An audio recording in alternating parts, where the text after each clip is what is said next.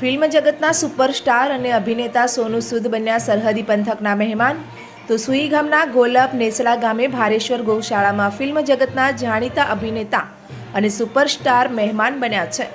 ગોલપ નેસડા ગામે ભારેશ્વર ગૌશાળા ખાતે આયોજિત ભવ્ય ડાયરાના કાર્યક્રમમાં બન્યા મહેમાન।